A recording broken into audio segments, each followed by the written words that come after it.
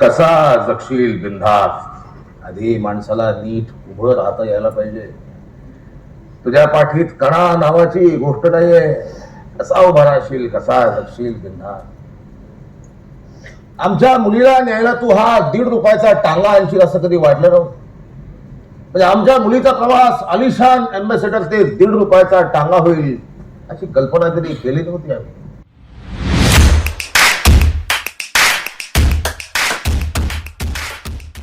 नमस्कार. मी दीप्ती पांडुरंग ताठेले 217 पद्मिनी धाम या नाटकाची निर्माती. आणि या नाटकाच्या अनुभवाबद्दल सांगायचं म्हटलं तर एकतर मी आधी सांगेन की तुम्ही स्वतः प्रथमतः नाटक येऊन बघा. आणि मला विचाराल तर हे नाटक सिलेक्ट करण्याचं कारण असं होतं की पहिली गोष्ट म्हणजे रत्नाकर मतकरींची कथा. अ, ह्या नाटकाचं प्रपोजल जेव्हा आमच्याकडे आलं होतं तेव्हा हे नाटक ऑलमोस्ट रंगभूमीवर येण्यासाठी सज्ज होतं. एक छोटीशी अडचण होती. बस ती दूर करायची होती आणि बस ती दूर झाल्या कारणाने त्या निमित्ताने का होईना आम्ही सुद्धा या नाटकाच्या निर्मितीत उतरलो आणि आज हे नाटक रंगभूमीवर एकदम चांगल्या पद्धतीने वावरतेत आहे ते बघून फार आनंद वाटतो. एक वीट सुद्धा इकडचे तिकडे त्यांच्या परवानगीशिवाय होत नाही. एवढा होल्ड आहे रे त्यांचा या कॉलेजवर. आणि फायनान्सची मदत आहेच त्यांची, म्हणूनच तर आपलं कॉलेज चाललंय नाही का. अशात त्यांना नाही म्हणणं म्हणजे. आणि म्हणून त्यांनी तुला पद्मिनी अरे त्यांनी तुला पद्मिनी धामला बोलवलंय.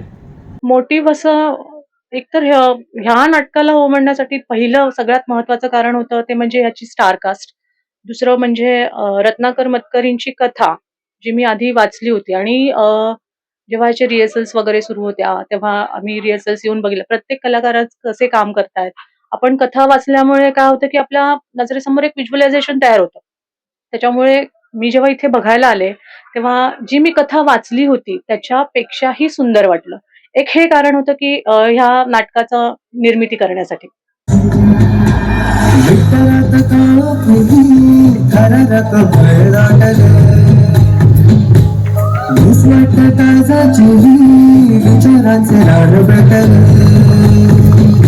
अंधारा हा पसरला, काळही घसरला, धुंदा एकटा साथीला, भासांतरीचा, भास मरणाचा, भाव संकटाचा, हे भावना.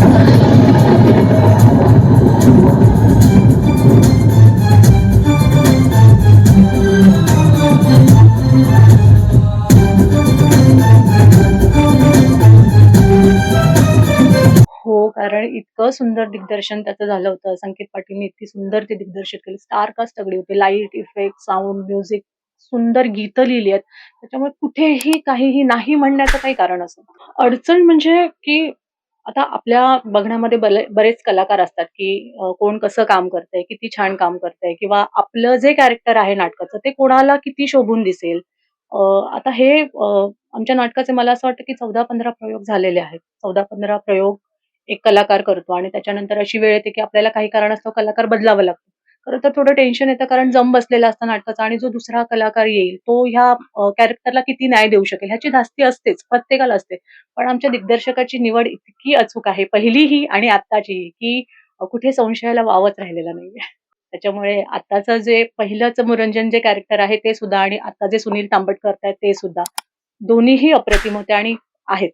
बाहेर बसलो होतो बराच वेळ. तर बाहेर थांबणार नव्हतो मी, पण मुद्दाम थांबलो. आणि बाहेर बरेच लोक बसले होते, ते आमच्याकडे पाहत होते. त्यांना वाटलं असेल की इतका मोठा हुद्दा असलेला माणूस अतिशय सामान्य माणसासारखा एका टेनपाट कॉलेजच्या टेनपाट प्रिन्सिपॉलच्या केबिनच्या बाहेर बसतो, तेही बराच वेळ.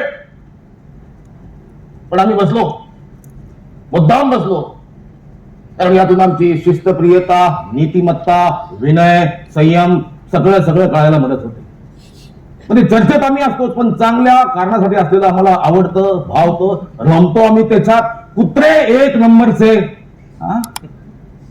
कुत्रे एक नंबरचे, कुत्रे एक नंबरचे इमानदार असतात. टाकलेल्या तुकड्यांना जागतात ते. आज्ञाधारक की काय म्हणतात त्यांना, बसा बराच वेळ झाला उभे आहात.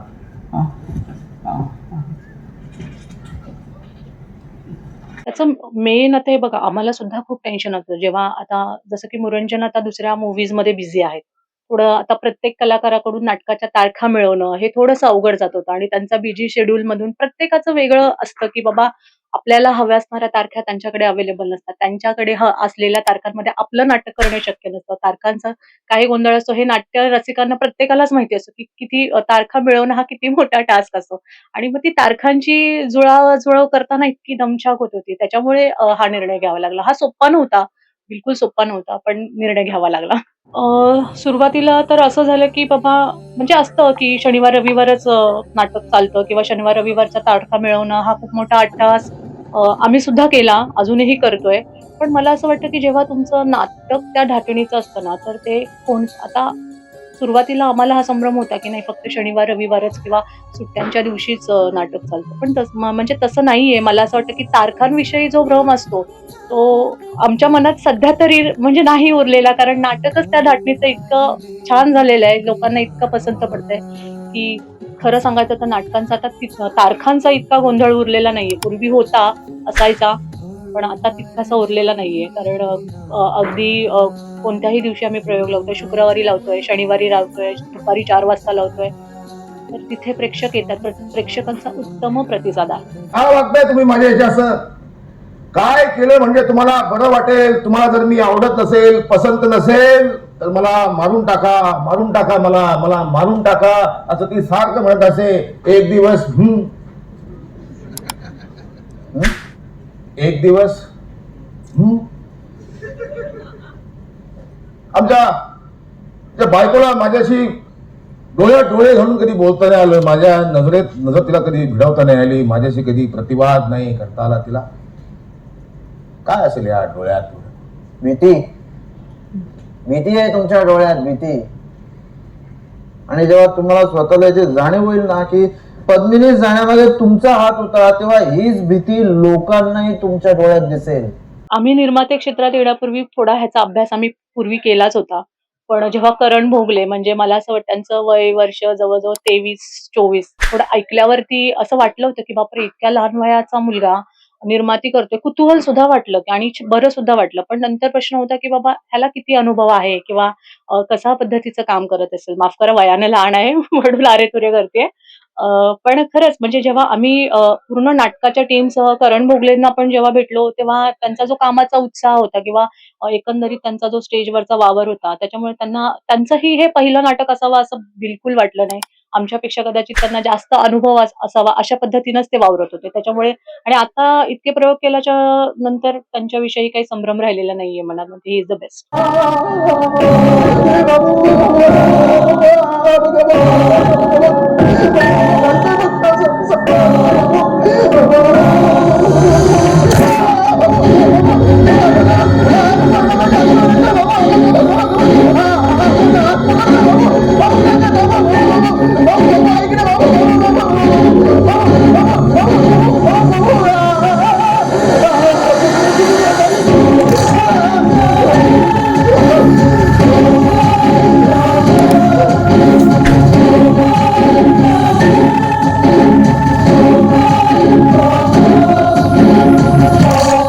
छोटीशी एक गोष्ट सांगते. आम्ही जेव्हा कॉलेजात वगैरे असताना कुठेही नाटकाची रिहर्सल्स आम्ही मराठी वाङ्मय मंडळाचा एक भाग होतो. तेव्हा कोणाच्याही नाटकाची रिहर्सल्स चालू असू दे. त्यांचा आमच्याशी काही संबंध नसायचा तरीही आम्ही त्या नाटकाच्या रिहर्सल्सला जाऊन बसायचो. तिथल्या छोट्या-मोठ्या गोष्टी बघायचो, की टेक्निकली काय प्रॉब्लेम असतो किंवा कलाकारांना किती प्रॉब्लेम फेस करावा लागतो आणि मुळात रंगभूमीवरती ह्या गोष्टी किती महत्त्वाच्या आहेत. हे तेव्हाच म्हणजे जाणून असतो ना आपण तसं आणि त्यावेळेस असं वाटलं होतं, की अरे आपण कारण ॲक्टिंग करणं आपलं काम नव्हतं ते. त्याच्यामुळे आम्हाला सतत असं वाटायचं, की रंगभूमीवर आपण काय योगदान देऊ शकतो, काय करू शकतो? आणि आमचं हे जे नाव आहे ना फलाट प्रोडक्शन, ते अगदी छोट्या ह्याच्यात सांगायचं बघायला गेलं तर कॉलेजच्या कट्ट्यावर बसून बघितलेलं एक स्वप्न, फलाट प्रोडक्शन, की चला आपण भविष्यात चला कधी काही आपल्याला इच्छा झाली देवाची, आपली तेवढी मेहनत मेहनत केली आपण, तर आपण जरूर आपण रंगभूमीवर एखादं नाटक आणू इच्छितो. असं म्हणजे त्यावेळेस विचार केला होता आणि आज ते इतक्या वर्षांनी खरं होताना बघतोय. त्याच्यामुळे खूप आनंद होतोय. आणि तुम्ही म्हणाल, की निर्माता म्हणून की काय? आपण निर्माते म्हणून लोकांचं बेसिक आपली एक समज असते, की निर्माता नाटकाला पैसे लावतो. ठीक आहे. की एक रक्कम तो नाटकामध्ये गुंतवतो आणि नाटक छान अनेकानेक प्रयोग होत राहतात. प्रेक्षकांना आवडतं, नाटक हाऊसफुल व्हायला लागतं आणि त्याचा मोबदला मिळतो. ही बेसिक समज आहे. पण मला असं वाटतं, की तुमचं योगदान काय आहे ॲज अ निर्माता? तर हो, नाटक जगवायचं काम निर्माता करतो, असं मला वाटतं. नर्वस टेम्परामेंटचा माणूस,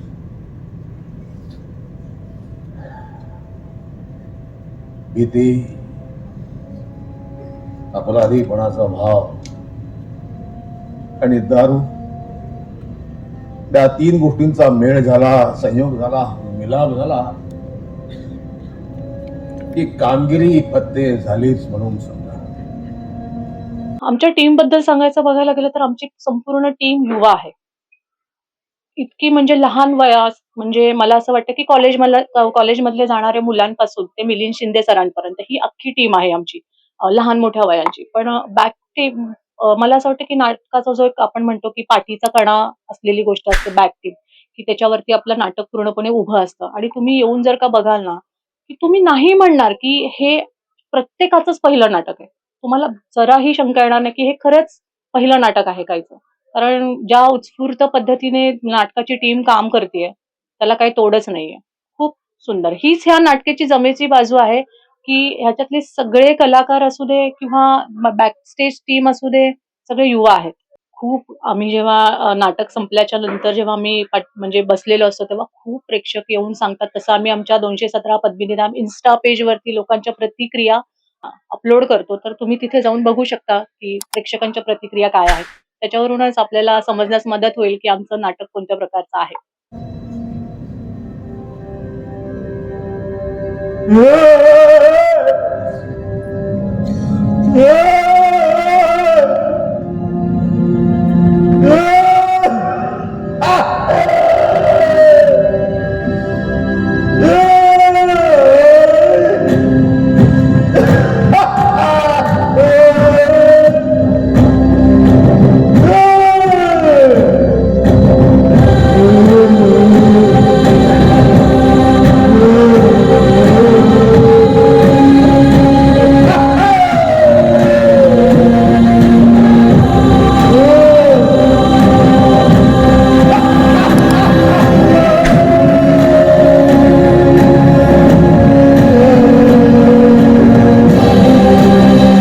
दोनशे 17 पद्मिनी धाम हे नाटक जेव्हाही कुठेही तुमच्या आजूबाजूच्या थिएटरला लागेल, तेव्हा तुम्ही ते नक्की बघा आणि तुमच्या प्रतिक्रिया आम्हाला कळवा आणि थिएटर हॉलिक YouTube चॅनलला सबस्क्राईब करा.